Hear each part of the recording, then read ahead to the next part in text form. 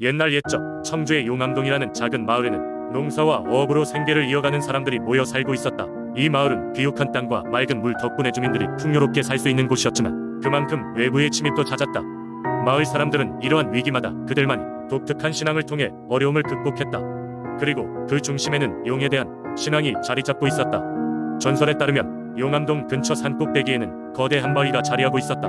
이 바위가 용 모양을 하고 있었기 때문에 마을 사람들이 용바위라고 불렀다. 하지만 이 바위에는 그저 용의 형태만 있는 것이 아니었다. 용암동 사람들은 이 바위 속에 실제로 살아있는 금빛 용이 잠들어 있다고 믿었다. 용은 마을을 수호하고 마을의 풍요와 안전을 가져다 주었다고 한다. 매년 봄이 되면 마을 사람들은 용바위에서 제사를 지냈다. 그들은 수확한 곡식과 과일 그리고 가장 신선한 물고기를 바위 앞에 올려놓고 용에게 감사의 마음을 전했다. 그리고 용이 깨어나 주기를 바라며 용바위 근처에 샘물로 자신들의 몸을 씻고 정화의식을 치렀다. 마을 아이들은 이날을 가장 기다렸는데 제사가 끝나면 남은 음식과 함께 크게 잔치를 벌였기 때문이다. 용바위에 얽힌 전설은 한 가지 이야기로 단순화되지 않았다. 사람들은 여러 가지 버전의 이야기를 전했다. 그중 하나는 옛날 마을에 큰 가뭄이 들었을 때의 일이다. 몇 달 동안 하늘에 구름 한 점 없고 대지가 갈라져 밭과 문이 모두 말라버렸다. 마을 사람들은 살아남기 위해 하루하루를 힘겹게 버텼다. 그러던 어느 날 한 노인이 나타났다. 그는 용바위 앞에 무릎을 꿇고 주술처럼 긴 기도를 시작했다. 노인은 마을 사람들에게 말했다. 진정한 신앙과 마음이 있다면 용이 다시 깨어날 것이다. 너희의 마음을 모아 용에게 소원을 빌어라. 마을 사람들은 노인의 말에 따라 각자의 소원을 마음속에 빌었다. 그 순간 하늘에 목구름이 드리워지더니 금빛 용이 용바위를 깨고 하늘로 솟아올랐다.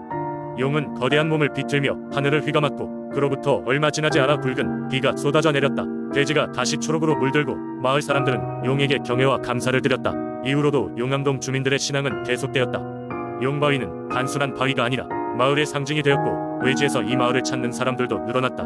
이 이야기는 청주의 대표적인 민속신앙 중 하나로 지역 주민들의 자부심이자 마을의 신비로 남아 전해지고 있다. 두 번째 이야기, 옛날 옛적 강원도 양구의 깊은 산속에는 인간의 발길이 좀처럼 닿지 않는 신비로운 곳이 있었습니다. 그곳엔 오래된 나무들과 건너지 많은 계곡이 있었고 당시 신비로운 안개가 주변을 감싸고 있었습니다. 바로 이곳은 산신령이 살고 있다는 전설이 내려오는 숲이었습니다. 산신령은 때때로 모습을 드러내어 마을 사람들에게 복을 주기도 하고 농사를 도와주기도 했지만 대부분은 숲 깊은 곳에서 자신만의 세계를 지키며 살아갔습니다. 양구에는 보아가 된 한 소녀가 살았다. 그녀의 이름은 백발이었다. 어렸을 때 부모님을 잃고 어촌 마을에 사는 할머니와 함께 살았던 백발은 어느 날 꿈에서부터 들려오는 이상한 목소리를 듣게 되었습니다. 목소리는 보기만 해도 마음이 포근해지는 곳으로 백발을 이끌었습니다. 어느 날 용기를 내어 음성의 지시에 따라 산속으로 들어가게 된 소녀는 그곳에서 산신령이 관리하는 세상을 발견하게 됩니다. 처음 산신령을 만났을 때 백발은 겁에 질려 그대로 얼어붙고 말았습니다. 하지만 산신령은 부드럽게 웃으며 이 아이는 선한 마음을 가진 아이구나. 내 소원이 무엇이냐? 라고 물었습니다. 백발은 주저하지 않고 할머니의 건강을 회복시켜주세요. 라고 대답했습니다. 산신령은 백발의 간절한 요청에 감명받아 할머니에게는 이슬을 선물로 내려주었고 백발에게는 언제든지 자신을 찾아오도록 허락을 주었습니다. 그 후로 백발은 때때로 산신령과 만나는 시간들을 가지게 되었고 그들은 서로의 이야기를 나누며 깊은 우정을 쌓아갔습니다. 그 시간들은 백발에게는 축복 그 자체였습니다. 산신령은 백발에게 자연의 언어를 가르쳐주고 백발은 마을의 이야기들과 인간의 삶에 대해 산신령에게 말해주었습니다. 서로 다르지만 어딘가 닮아있는 그들 둘의 우정은 백발이 성장해가는데 큰 자양분이 되었습니다. 해가 거듭되며 백발은 용감하고 현명한 여인으로 자랐습니다. 마을 사람들은 시간이 지나며 백발의 소문을 듣게 되었고 어려운 일은 백발의 지혜로 해결하곤 했습니다.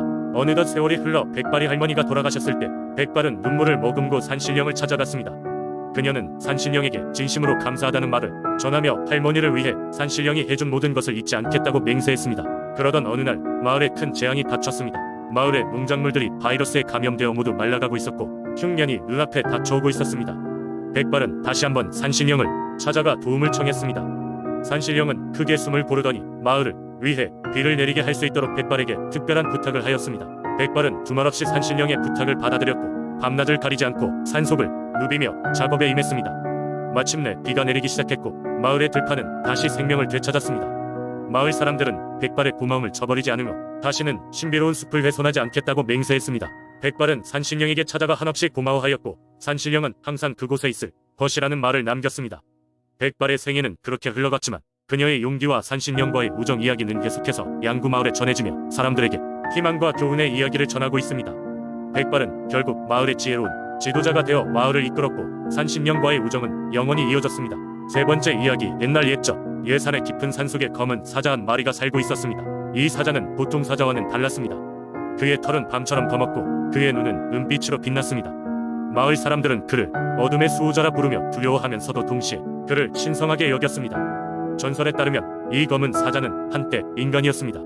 이름은 철수였고 그는 산 아래 작은 마을에서 행복한 삶을 살고 있었습니다. 어느 날 마을에 큰 재난이 닥쳤습니다. 늑대들이 나타나 가축들을 습격하고 사람들을 위협했습니다.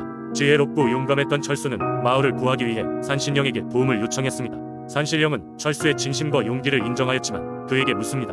넌 정말로 모든 것을 버릴 각오가 되어 있느냐? 철수는 눈물을 머금고 고개를 끄덕였습니다. 그러자 산신령은 그의 소원을 들어주었지만 대신 큰 대가를 요구했습니다. 철수는 인간의 모습을 버리고 검은 사자가 되어 영원히 마을을 지켜야 한다는 조건이었습니다. 그리하여 철수는 검은 사자로 변했습니다. 그는 자신의 결정을 후회하지 않았습니다. 검은 사자가 된 그는 늑대들을 물리치고 마을에 평화를 가져왔습니다. 사람들은 이러한 그의 모습을 보고 경외감과 존경을 느꼈습니다. 검은 사자는 마을 근처에서 모습을 감추고 필요할 때만 모습을 드러내어 마을을 보호했습니다. 세월이 흐르면서 마을은 번창했지만 검은 사자에 대한 이야기는 점점 전설로 남겨졌습니다. 많은 이들은 그저 오래된 이야기로 치부했지만 할머니들은 여전히 아이들에게 검은 사자의 용감함과 희생을 들려주었습니다. 언제나 우리의 곁에 있다. 우리가 위험에 처하면 그는 다시 나타날 것이다. 라고 말입니다. 오늘날 예산의 마을 사람들은 가끔 밤이 깊어졌을 때 산속에서 은빛 눈이 반짝이는 것을 보곤 합니다. 그때마다 사람들은 조용히 외칩니다. 철수야, 고마워. 검은 사자는 여전히 그들의 수호자로서 어딘가에서 그들을 지켜보고 있는 것입니다. 그리고 이 이야기는 예산의 신성한 전설로 세대를 넘어 계속 전해지고 있습니다. 네 번째 이야기. 지난해는 평범한 시골 마을이 있었다. 이 마을은 큰 산맥과 깊은 숲으로 둘러싸여 있었으며 마을 사람들은 농사와 목축을 통해 생계를 이어갔다. 하지만 그 중에서도 마을 사람들에게 특별한 의미를 가진 곳이 있었으니 바로 지리산의 깊은 곳에 숨겨진 호수였다. 누구도 그 호수의 정확한 위치를 알지 못했으나 마을에서는 이 호수에 대한 전설이 전해져 내려오고 있었다. 전설에 따르면 지리산 호수에는 물의 신령이 거주하고 있으며 이 신령은 마을의 안녕과 평화를 지켜주는 수호자라고 했다. 호수는 매우 신비로운 장소였으며 물의 신령은 자신을 위한 특별한 제사를 요구한다고 했다. 제사는 1년에 단 한 번 한여름 무렵에 치러졌다. 마을 사람들은 그 제사의 날을 신령의 날이라 불렀고 매해 신령의 날마다 호수 근처로 행렬을 이루어갔다. 제사는 조용하고 경건하게 진행되었으며 사람들이 가져간 희생물을 물에 띄우면 호수에 거대한 물결이 일어나며 그것이 사라진다고 했다. 마을 사람들은 그것이 물의 신령이 희생물을 받아들였다는 신호로 믿었다. 하지만 시간이 흐르면서 외부 세계와 교류가 증가하며 마을 젊은이들은 전통에 대한 믿음을 잃기 시작했다. 그들에게 지리산 호수 전설은 단순한 얘기일 뿐이었다. 젊은 사람들 중 몇몇은 호수의 전설을 시험해 보기로 결심하였다. 그들은 신령의 날을 무시하고 감히 호수에 직접 접근하였다.